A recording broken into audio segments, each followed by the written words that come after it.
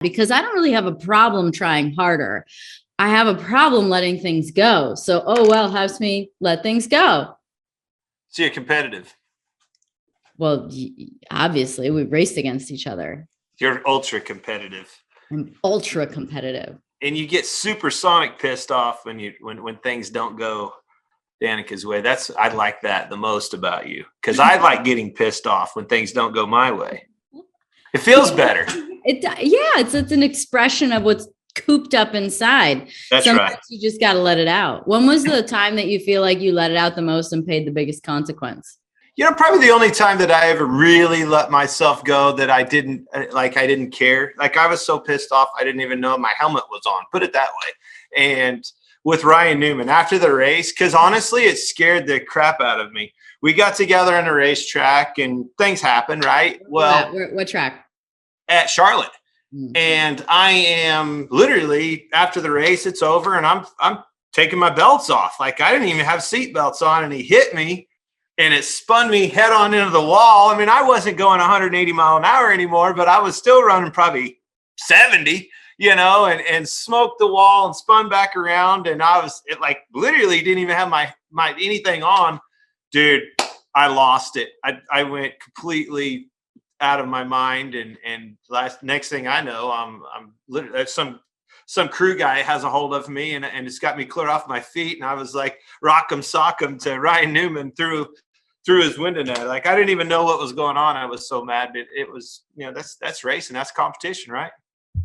That's the moment, though. You asked the question. That's the one that got away from me. What was the one? Because I love a good fight, and I love it. And when there's a red flag and you're still on track and there's a fight that breaks out, because the crowd gets excited. And the one I'm thinking of that has an awesome clip that's turned into a total meme gif for you is, I think it was Phoenix. Well, I know it was Phoenix, and you running through from pit lane through the garage. Were you chasing Jeff down?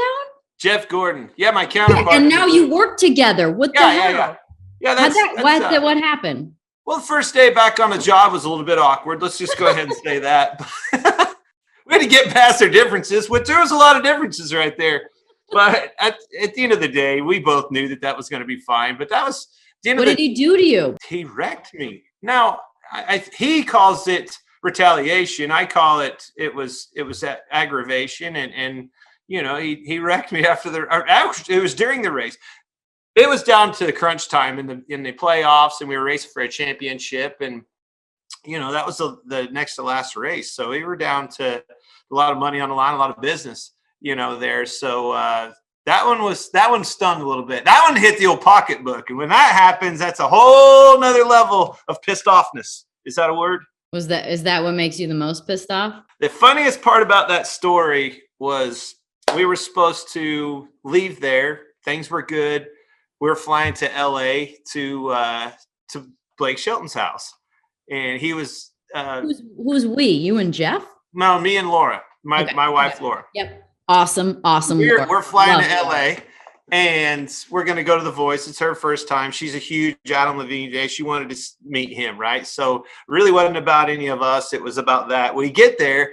Blake wants nothing because he's a huge smartass like I am. He doesn't care about anything other than what happened on the race. Let's by the time we land in LA, he is on a Twitter war with all of the universe, all Jeff Gordon fans. It's like little bitty old Clint's fan base and Jeff Gordon's fan base. It's been in the sport for 50 years. It's like he is in a fight with all of them, including Ingrid, his wife. I'm like, what are you doing? No, stop.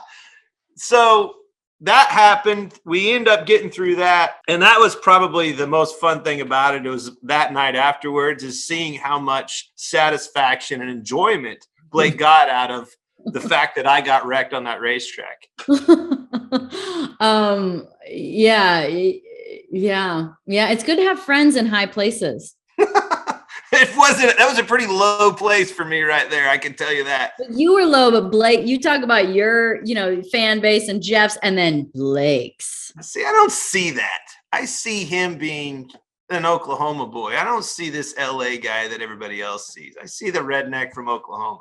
But he lives in LA part of the time, right? Yeah. kind of. Sure. I don't like that Blake. LA Blake it's different Blake. LA Blake is hair done and weird clothes on. I like camouflage Blake. That's the Blake I like. Camo Blake. Do you find the clothes that you normally see Blake in down at what's your favorite store that you go to every time you're home? True Blue something? Blue Stem. There you go.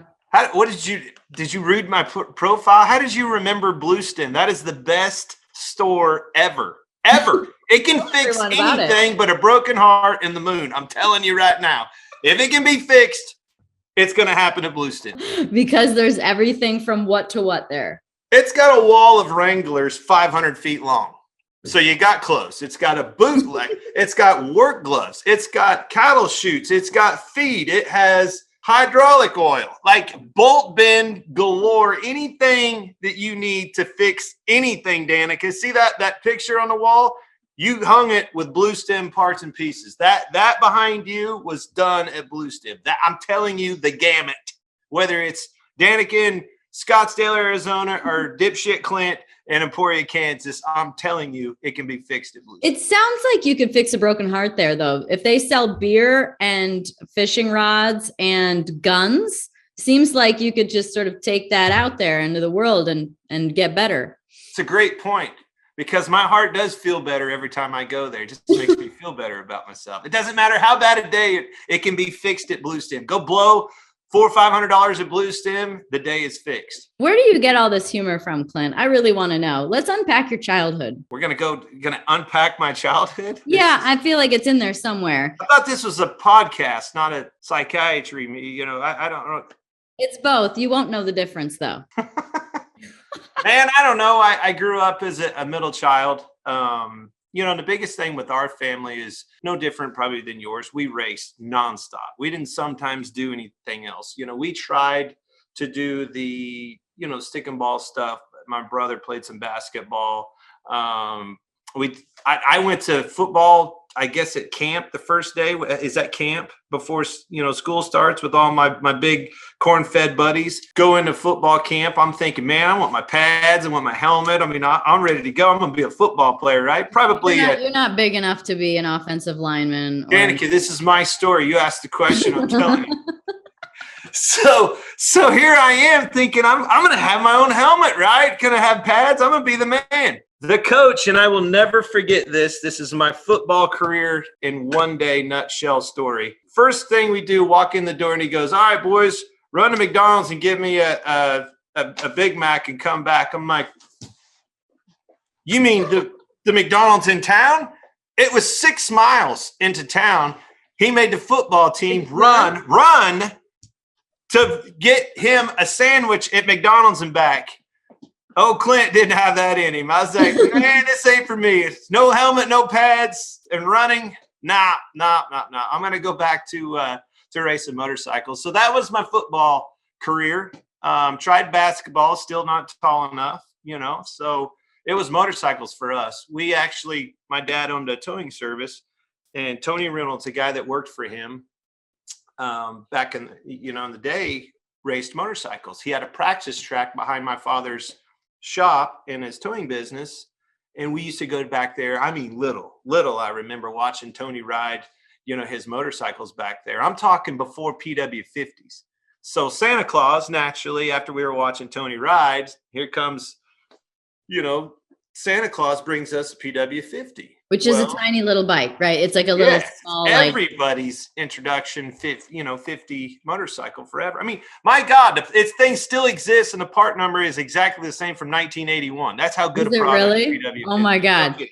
But there are people listening that are probably living somewhere like California or, New York, and they don't know what they got to use electric ones now. I don't even think they allow anything gasoline out there anymore. You can't even have a gasoline lawnmower in California anymore. What kind of fun is that? Zero. I know. I hope they run out of battery. Use a generator to start it. I'll loan them one. So anyway, here we go. We're going racing. We have a tractor tire, as does everybody, full of sand. That was our sand pit. We're old enough now that we have motorcycles. There's no reason for a sand pit anymore. we built a ramp over the tractor tire. The rest is history, man. We were off motorcycle racing and having a blast, doing it as a family, like I was saying, and traveling all over the place. The one thing that was instilled in us from an early age, and you don't know it until you get older, is the work ethic that your parents put forth for you to have this opportunity in your career. Yeah. And it happened for me, once I had kids. I look back now that Cash is racing go-karts, and I'm like, Dad, what in the hell were you thinking? I mean, we were racing 13 hours away in Lake Whitney, Texas on a Sunday afternoon, just an afternoon race, just a summer shootout race every single weekend, 13 hours away. We would wake up in grade school parking lot, walk straight into the school and go to school. He drove all night long, all by himself. Did it every single week. Your dad drove then, right? He was every single week. What did he live off of? Because I'll tell you what my dad lived off of, because he did something similar too. What did he take? What did he eat or drink to stay alive for those drives? So my dad always ran, he had a towing service. That's 24 hours, 7 days a week. Doesn't matter if that phone rang. I honestly just think he conditioned himself to do that. Like, he literally would drink some coffee every now and then, but usually nothing. Just wow. Well, my dad was just on pure crack. He was on Mountain Dew and sweet tarts. I'm telling you, it was a beast when it came to that. Like, when we grew up, we had, as people had phones in your house. Remember those? Remember that phone that would ring, right? Oh, I bet yours was long. Go hiding around the corner. How long a cord did you have? Dude, I had so many. Hide from Dad. Of course. Yeah. I had so many boyfriends. I'd have a long cord. Boyfriend called, you're on a 100-foot cord out in the backyard in a shed from the living room. So saying, I love you. No, I love you. I love you more. I love you more. I love you the most. I love you to infinity. Those kind of conversations when you're like, 12.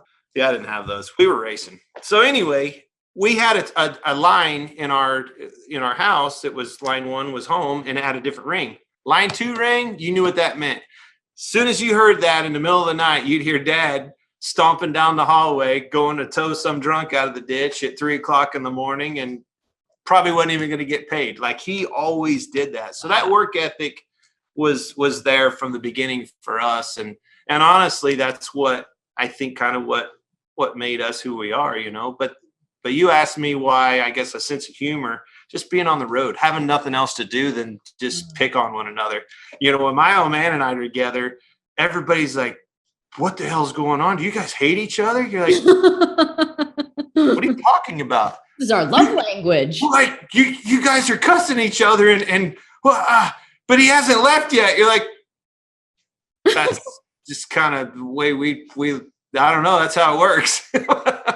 So we've always had a lot of fun, and it always, usually was going up and down the roads, racing, and so many stories, like my older brother. Let me tell you a funny story. Yes. I probably shouldn't even be here. So my brother had his learner's permit, which I think in Kansas you could get at 14, right? So the old man was working a truck wreck the night before. Here we are headed back down to Texas.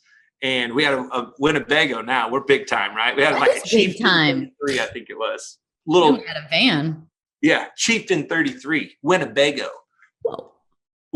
I tell you how big a deal we were. We were in the back. This old girl had not one bed, it had 2 like little single, double, whatever they are in the back. But we were playing Excite Bike. I will never forget this the day I die. Me and my buddy were playing Excite Bike. Remember that game? Pretty sport. Nintendo Excite Bike? Are you kidding me? I played track and field and duck hunt. I didn't play side bike. Duck hunt's cool. That's the Excite Bike. Excite Bike. It sounds cool for a boy who loves bikes. So anyway, we're racing motorcycles. We're playing Excite Bike. Going down the highway, Dad falls asleep, lets Andy drive, 14 years old.